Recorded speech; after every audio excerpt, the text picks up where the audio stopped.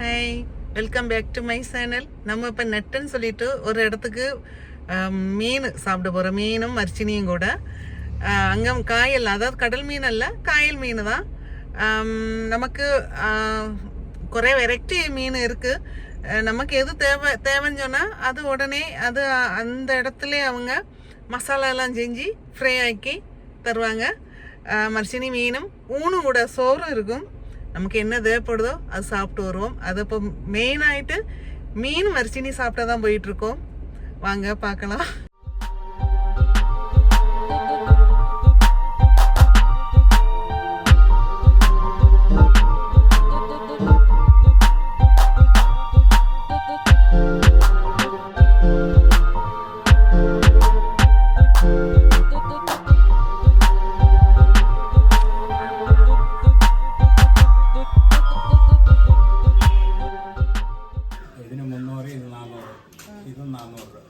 ഇത് മുള്ളില്ലാത്ത മീൻ.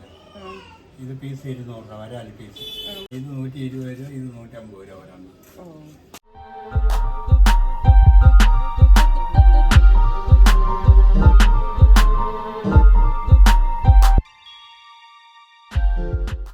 ஹாய், நம்ம இப்போ வராலி மீன் தான் ஆர்டர் செஞ்சுருக்கோம். ஒரு மீன், அது ஃபுல் மீன் 400 ரூபா.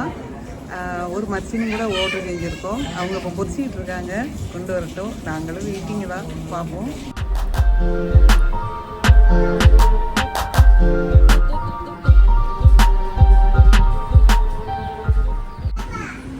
மீன் பொரிச்சு கொண்டு வந்தாச்சு. நமக்கு முன்னாடி ஒரு பெரிய மீன் இருக்குது. ஆனால் நடுக்கு மட்டும்தான் முள்ளு குறைஞ்சதில்லை. நல்லா டேஸ்ட் இருக்குன்னு சொல்கிறாங்க.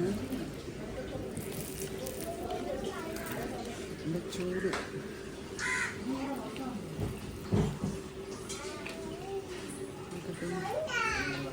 வாயில எச்சு வருது.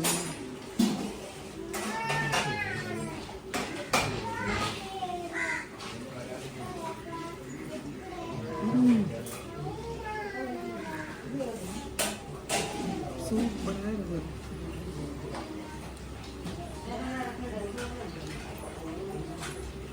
சூடு சூடு சூடு சூடு நல்லா இருக்கு.